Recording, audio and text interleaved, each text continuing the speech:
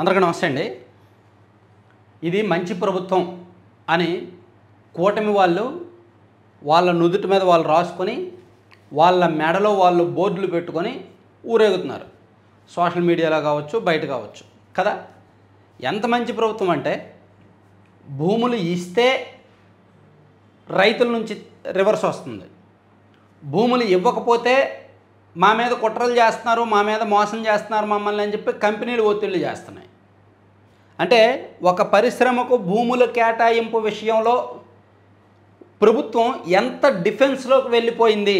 ఒకవైపు రైతుల నుంచి వ్యతిరేకత, ఒకవైపు కంపెనీ నుంచి తిరుగుబాటు, మరోవైపు విపక్ష మీడియాల నుంచి ఎదురుదాడి.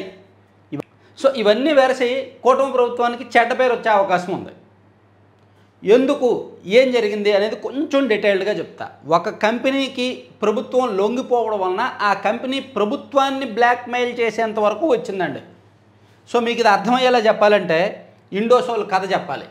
ఇండోసోల్ అంటే షిరిడి సాయి ఎలక్ట్రికల్స్ వాళ్ళ అనుబంధ సంస్థ. షిరిడి సాయి ఎలక్ట్రికల్స్ అనేది నర్రెడ్డి విశ్వేశ్వరరెడ్డి గారి కంపెనీ. నర్రెడ్డి విశ్వేశ్వరరెడ్డి గారు జగన్మోహన్ రెడ్డి గారి కుటుంబ సభ్యుడు లాంటి వ్యక్తి, ఆయనకు అత్యంత సన్నిహిత వ్యక్తి. 2011లో జరిగిన పులివెందుల ఉప ఎన్నికల్లో డమ్మీ నామినేషన్ వేశారు జగన్మోహన్ రెడ్డి గారి తరఫున. ఆ తర్వాత కూడా వైసీపీకి చాలా ఫండింగ్ ఇచ్చారు. 2019లో వైసీపీ అధికారంలోకి వచ్చేసరికి ఆ కంపెనీ ట్రాన్సాక్షన్స్ 100 కోట్లు 200 కోట్లే ఉంటే 2019లో వైసీపీ అధికారంలోకి వచ్చిన తర్వాత 1000 కోట్ల ట్రాన్సాక్షన్స్లోకి వెళ్ళిపోయింది. వైసీపీ అధికారంలో ఉన్న 5 ఏళ్లలో ఈ షిరిడి సాయికి 1000 కోట్ల విలువైన కాంట్రాక్టులు ఇచ్చారు అని నేను ప్రత్యేకంగా చెప్పాల్సిన పని లేదు. సో దేశంలో ఇప్పుడు టాప్ కంపెనీల్లో షిరిడి సాయి ఒకటి, ఎందుకంటే ఒక ప్రభుత్వం పూర్తిగా సహకరించింది కాబట్టి. సో ఇప్పుడు అటువంటి షిరిడి సాయి ఎలక్ట్రికల్స్ వాళ్ళు ప్రభుత్వాన్ని ఏ విధంగా బ్లాక్మెయిల్ చేస్తున్నారనేది చెప్తా. అది చెప్పాలంటే మీకు ఇది గుర్తు చేయాలి. ఇదేంటి, ఈ ఫోటో చూస్తే మీకు ఏం గుర్తొచ్చింది? కరేడు, ఉలవపాడు మండలంలో కరేడు ప్రాంత రైతులు మేము ఇండోసోల్కి భూములు ఇవ్వము అని చెప్పి ప్రభుత్వానికి వ్యతిరేకంగా రోడ్డు మీద హైవేను దిగ్బంధించి ధర్నా చేసిన ఫోటో ఇది కదా. ఇది ఎందుకు జరిగిందయ్యా అంటే 2023 మార్చిలో అప్పటి వైఎస్ఆర్ కాంగ్రెస్ పార్టీ ప్రభుత్వంతో ఇండోసోల్ అనే కంపెనీ ఒక ఒప్పందం చేసుకుంది. ఆ ఒప్పందం ఏమిటయ్యా అంటే ఈరోజు సాక్షిలో వచ్చింది, మీకు చూపిస్తా ఆ ఒప్పందం ఏమిటి అని. ఇదిగోండి, గత ప్రభుత్వ హయాంలో షిరిడి సాయి ఎలక్ట్రికల్స్ అనుబంధ కంపెనీ అయిన ఇండోసోల్ సోలార్ ప్రైవేట్ లిమిటెడ్ 76,033 కోట్ల పెట్టుబడితో 13,200 మందికి ఉపాధి కల్పించాలా విశాఖలో 2023లో జరిగిన గ్లోబల్ ఇన్వెస్టర్స్ సమ్మిట్లో ఒప్పందం చేసుకుంది. ఇందులో భాగంగా రామాయపట్నం పోర్టు సమీపంలో 42,040 కోట్ల వ్యయంతో సోలార్ పీవీ మాడ్యూల్స్ తయారీ యూనిట్ను ఏర్పాటు చేస్తోంది. 20 గిగావాట్ల పాలీసిలికాన్, 15 గిగావాట్ల వేఫర్స్, 10 గిగావాట్ల పీవీ మాడ్యూల్స్ను ఉత్పత్తి చేస్తోంది అని ఇచ్చారు. సో ఇది జరిగిన తర్వాత లోకేష్ గారు ఏం మాట్లాడారంటే అది డమ్మీ కంపెనీ, ఆ ఇండోసోల్ అనేది అది ఫేక్ కంపెనీ అని చెప్పి ఒక మాట మాట్లాడారు. ఒకసారి విందాం.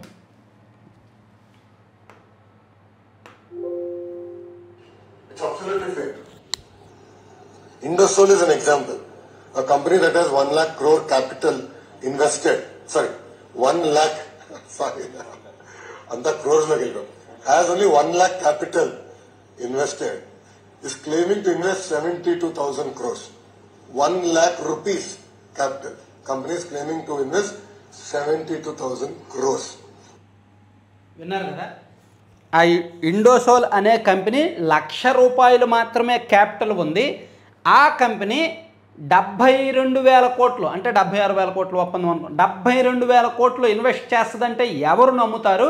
అది fake company, it's clearly fake అని నారా లోకేష్ గారు తన యువగలం పాదయాత్రలో చాలా స్పష్టంగా చెప్పారు కదా.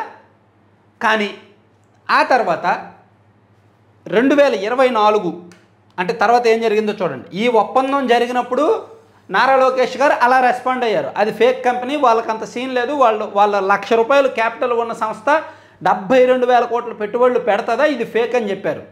ఇది 2023. ఇక 2024లో ఏం జరిగిందంటే ప్రభుత్వం మారిపోద్ది, వైసీపీ మళ్ళీ గెలవదు అని ఒక టాక్ వచ్చేసింది. టీడీపీ, జనసేన, బీజేపీ పొత్తులో వెళ్ళబోతున్నాయి అని ఒక సంకేతాలు వచ్చేసాయి, కార్పొరేట్ వర్గాలకు తెలిసిపోయాయి. అప్పుడు 2024 జనవరి 7, 8 తేదీల్లో ఢిల్లీలో బీజేపీ పెద్దలు అండ్ టీడీపీ పెద్దలు, టీడీపీ తరపున ఒకళ్ళు కొంతమంది కలిపి షిరిడి సాయి ఎలక్ట్రికల్స్ వాళ్ళతో డీలింగ్ కుదిరింది. ఆ డీల్లో భాగంగా జనవరి 11న షిరిడి సాయి నుంచి షిరిడి సాయి కంపెనీ నుంచి టీడీపీకి 40 కోట్ల రూపాయలు ఎలక్టోరల్ బాండ్స్ రూపంలో అఫీషియల్గా వచ్చాయి. మీకు ఇది ప్రూఫ్స్తో సహా కావాలి అంటే నేను చాలాసార్లు చూపించాను కాబట్టి ఇప్పుడు నేను చూపించలేను, మీకు టైం వేస్ట్ చేయలేను. మీరే ECI.gov.in అనే ఒక వెబ్సైట్ ఓపెన్ చేసి మీరు ECI.gov.in అనే ఒక వెబ్సైట్ ఓపెన్ చేసి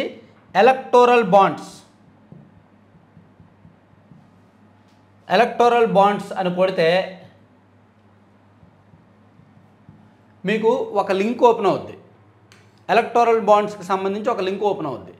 ఆ ఎలక్టోరల్ బాండ్స్ ఎప్పుడెప్పుడు ఎవరెవరు ఇచ్చారనేది ఈ PDF ఫైల్ డౌన్లోడ్ చేసుకుంటే మీకు క్లియర్గా జనవరి 11, 2024 ట్రాన్సాక్షన్స్ మీకు అఫీషియల్గా కనిపిస్తాయి. సో అంటే 2023లో వైసీపీ ప్రభుత్వంతో ఒప్పందం చేసుకున్నప్పుడు ఫేక్ కంపెనీ అని చెప్పిన వాళ్ళే 2024 జనవరిలో వాళ్ళ దగ్గర డబ్బులు తీసుకొని కాంప్రమైజ్ అయిపోయారు. ఆ కాంప్రమైజ్ అయిన ఫలితంగా ఏం చేశారంటే ప్రభుత్వం అధికారంలోకి వచ్చిన తర్వాత వాళ్ళకి భూములు ఇవ్వడానికి ఒప్పుకున్నారు.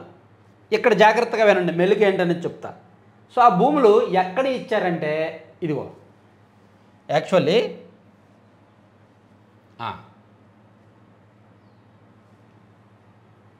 ఈ మీ మ్యాప్ మీకు కనిపిస్తుంది కదా. ఇప్పుడు రామాయపట్నం పోర్ట్ ఇక్కడ కడుతున్నారు.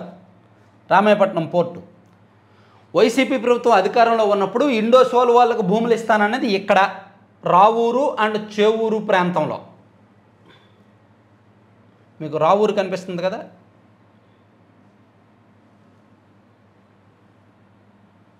ఇదిగో చేవూరు, రావూరు ఈ ప్రాంతంలో ఇండోసోల్కి 8,340 ఎకరాల భూములు ఇస్తామని ఒప్పందం చేసుకుంది గత ప్రభుత్వం.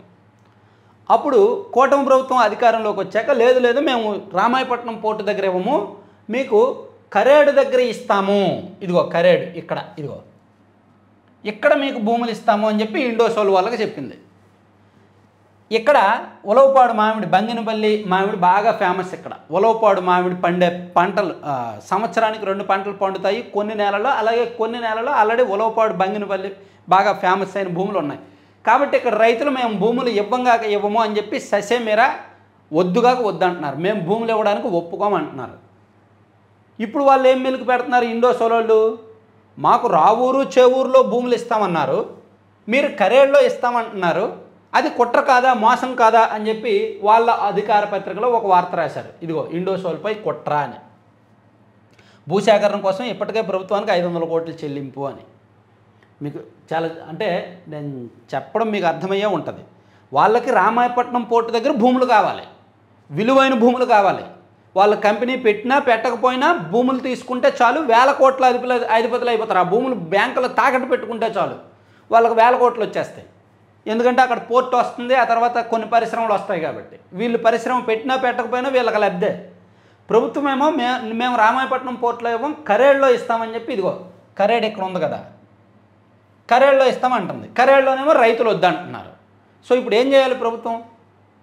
రైతులు ఒప్పుకోని చోట ఇస్తే రైతులు ఒప్పుకోరు, రైతులు ఊరుకోరు. వాళ్ళు అడిగిన రావూరు, చేవూరులో ఇస్తే విలువైన భూములు అప్పనంగా వాళ్ళకి లబ్ధి చేసినట్టు ఉంటుంది. ఇవ్వకపోతే ఇదిగో ఇటువంటి బ్లాక్మెయిలింగ్, బెదిరింపు వార్తలన్నీ వస్తాయి. సో ఏం చేయాలి? మంచి ప్రభుత్వం అని చెప్పి లొంగిపోతే ఇలాగే ఉంటుంది. అసలు ఎన్నికలకు ముందు అటువంటి కంపెనీలతో ఎందుకు డీలింగ్ పెట్టుకోవాలి? ఇప్పుడు నేను ఫైనల్గా కంక్లూజన్ అది. అసలు ఇటువంటి వాళ్ళని తెలిసి వాళ్ళ దగ్గర డబ్బులు ఎందుకు తీసుకోవాలి? అసలు లంచాలు ఎందుకు తీసుకోవాలి?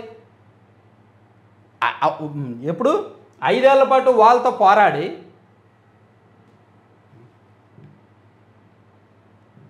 ఇదిగో జగన్ ప్లస్ విశ్వేశ్వరరెడ్డి 92,000 కోట్లు అని చెప్పి అనేక వార్తలు రాసి 5 ఏళ్ల పాటు వాళ్ళతో పోరాడి వాళ్ళ మీద ఫైట్ చేసి వాళ్ళు జగన్ బినామీలు అని చెప్పి తీరా వాళ్ళకి లొంగిపోయారు ఎన్నికలకు ముందు.